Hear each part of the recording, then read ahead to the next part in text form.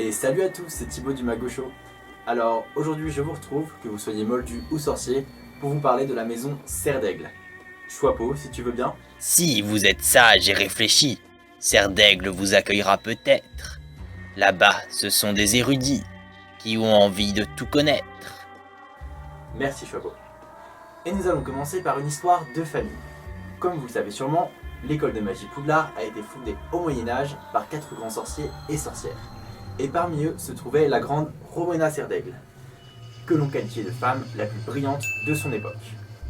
Elle est décrite comme timide et susceptible, mais aussi belle et intimidante, comme en témoigne la statue la représentant dans la salle commune de sa maison. Je mets juste un suite parce qu'il fait un petit peu froid. Douée d'une grande intelligence et de beaucoup de créativité, on lui attribue souvent l'idée des escaliers bougeants de Poudlard ou encore certaines pièces telles que la salle sur demande. Elle est souvent jalousée pour son fameux diadème, sur lequel on peut lire « Tout homme s'enrichit quand a bon de l'esprit » et qui permettrait d'accroître l'intelligence de celui qui le porte. Ce dernier lui sera volé par sa propre fille, qui vivait jusqu'alors dans l'ombre des succès de sa mère, ce qui lui brisera le cœur et l'amènera à mourir précocement. Sa fille, justement, n'est autre que la Dame Grise, fantôme de la maison Serre d'Aigle. De son vivant, elle s'appelait Helena Serre d'Aigle et était terriblement jalouse de sa mère et de sa célébrité. C'est pourquoi elle décida de voler son fameux diadème, dans l'espoir de la surpasser grâce à ce dernier. Sa mère, très attristée par le comportement de sa fille et la perte de son précieux diadème, tomba malade et demanda sur son lit de mort à revoir sa fille une dernière fois. Elle demanda alors à un certain baron de partir à sa recherche afin de la lui ramener. Helena est finalement retrouvée dans une forêt d'Albanie. Lorsqu'elle s'aperçoit de la présence de son visiteur, elle décide de cacher le diadème dans un tronc d'arbre avant de lui faire face. Après avoir catégoriquement refusé de venir avec le baron, ce dernier, fou de rage, poignarde Helena en plein cœur et se rendant compte de son acte un peu tard, décide de se suicider. Bien entendu, les connaisseurs auront compris que cet homme n'est pas n'importe qui, puisqu'il s'agit du Baron Sanglant, terrifiant fantôme de la maison Serpentard. Après son décès, Helena revient à Poudlard et devient la Dame Grise, fantôme de la maison Serre d'Aigle, ancienne maison de sa mère. Durant cette vie fantomatique, elle se montrera hautaine et fière, et sera courtisée par de nombreux élèves désireux de retrouver le diadème perdu afin de s'en emparer. Le premier qui arrivera à lui soutirer des informations n'est autre que Tom Elvis Jedusor, alias Voldemort. Puis, quelques années plus tard, elle aidera Harry dans sa quête aux Horcruxes en lui racontant son histoire. It's here, in the castle, in the place where everything is hidden. Thank you.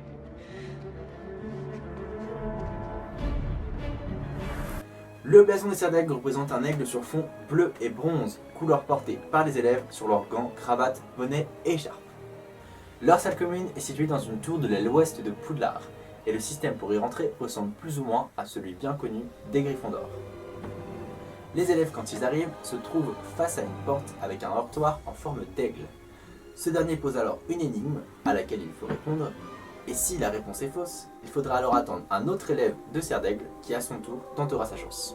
Cette salle, qui n'apparaît pas dans les films, est décrite comme une vaste pièce circulaire avec d'élégantes fenêtres en arcade depuis lesquelles on peut apercevoir les montagnes environnantes mais aussi le terrain de Quidditch. Les murs sont tendus de soie bleue et bronze et le plafond, en forme de dôme, est parsemé d'étoiles. Il y a également de nombreux fauteuils confortables et une bibliothèque. Et oui, ce n'est pas pour rien qu'ils sont censés être les plus intelligents. Enfin, dans une niche située en face de la porte d'entrée, trône une statue de marbre représentant Rowena Serre d'Aigle, la fondatrice de cette maison.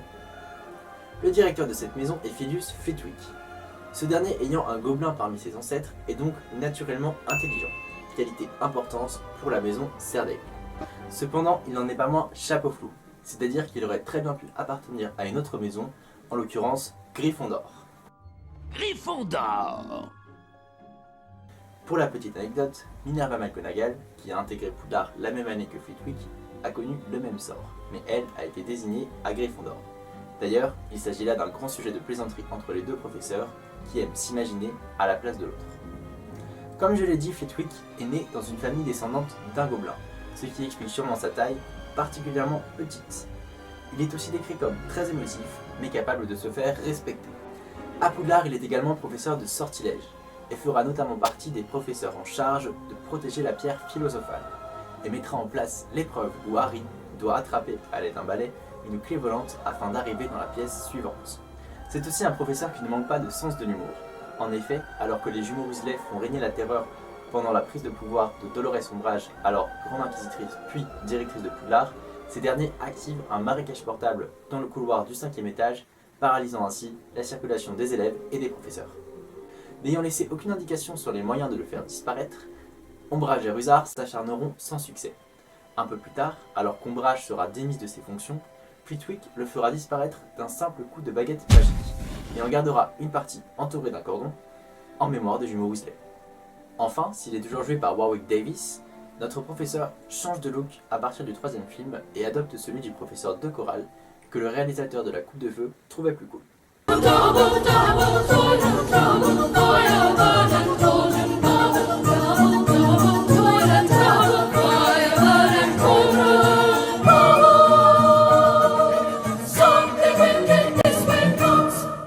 Les élèves des Serres d'Aigle ont la réputation d'être sages et d'aimer les études. Ce n'est pas pour rien qu'ils ont une bibliothèque privée dans leur salle commune. Très ouvert d'esprit, c'est aussi la maison où on peut rencontrer le plus de gens farfelus et excentriques. En effet, chez eux, une façon différente de penser, de s'habiller ou des hobbies un peu spéciaux sont considérés comme une forme de génie. Bien entendu, je pense que comme moi, vous pensez à la même personne. Parmi les différents élèves de cette maison, on retrouve Cho Chang, ancienne petite amie de Harry Potter, Gilderoy Lockhart, professeur de défense contre les forces du mal, aventurier, mais aussi le plus grand imposteur de la saga Harry Potter, Mimi Géniard, fameux fantôme des toilettes du 2e étage, et Padma Patil, sœur de Parvati Patil, qui d'ailleurs sont toutes les deux Gryffondor dans les films. Nous avons également Ollivanders, meilleur fabricant de baguettes de toute la Grande-Bretagne. Il y a aussi Le pauvre et gayant professeur Quirrell. C'est ce que j'allais dire. Enfin, nous avons Sibyl Trelawney, professeure de divination, et bien entendu, Luna Lovegood. Et justement, j'ai décidé de vous parler de ce personnage qui reste quand même un de mes préférés. Luna est née dans une famille de sorciers. Son père, Xenophilus Lovegood, est directeur du Chicaneur, journal quelque peu excentrique dans lequel il n'hésitera pas à publier des articles prônant le retour de Voldemort dans le but d'aider Harry. Sa mère, elle, se nomme Pandora et décédera alors que Luna avait 9 ans suite à un sortilège qui aurait mal tourné. Elle est décrite comme ayant des cheveux blonds, sales et emmêlés, qui lui tombent jusqu'à la taille, des yeux globuleux lui donnant l'air constamment étonné, et des bijoux excentriques comme par exemple des boucles d'oreilles en forme de radis ou un collier fait avec un bouchon de bière au beurre. Souvent seule, son côté excentrique lui vaut son surnom de Loufoka. Cependant, elle se révèle être une véritable amie sur laquelle on peut compter. Apparaissant à l'écran dans le 5e film, L'Ordre du Phénix, elle est l'une des premières à rejoindre l'armée de Dumbledore créée par Harry afin d'apprendre à se défendre. Plus tard, elle participera à la bataille du Ministère et sera également faite prisonnière par les Manches-Morts à cause des articles publiés par son père. Enfin, elle participera à la bataille de Poudlard et aura un rôle important à jouer puisqu'elle aidera Harry à trouver le diadème de Serre d'Aigle, Horcrux de Voldemort, en l'emmenant dans la salle commune des Serres d'Aigle dans les livres ou en lui indiquant où trouver la Dame Grise dans les films. Okay, Luna. Harry! Later. Harry Potter! You listen to me right now! Don't you remember what Cho said about Rowena Ravenclaw's diadem? There's not a person alive who's seen it. It's obvious, isn't it? We have to talk to someone who's dead. Plus tard, elle se mariera avec Rolf Dragono, avec qui elle aura des jumeaux, Lysander et Lorcan, et travaillera en tant que naturaliste. Pour la petite anecdote, dans les films, les réalisateurs ont décidé d'inventer une romance entre Luna et Neville, ce qui n'avait jamais été mentionné par J.K. Rowling dans ses livres. Pour ce qui est de mon classement personnel, je place la Maison Serre d'Aigle en 4e position. Alors oui, je sais, vous allez vous dire que c'est parce que je suis un idiot ou que je n'aime pas les études, eh bien pas du tout. D'ailleurs, sur Pottermore, je suis un Serre d'Aigle. Mais si j'ai décidé d'attribuer cette place à cette maison, c'est parce que c'est celle que je trouve la moins accueillante. En effet, même si j'adore les études, pour moi c'est vraiment important de savoir décompresser en rigolant avec ses amis ou en regardant un bon film. Bref, voilà. Et voilà, c'est déjà terminé pour cette vidéo. Alors j'espère que ça vous aura plu et que vous aurez appris des choses. Si c'est le cas, n'hésitez pas à aimer la vidéo ou à laisser un commentaire, ça me ferait vraiment plaisir. En attendant, à très bientôt.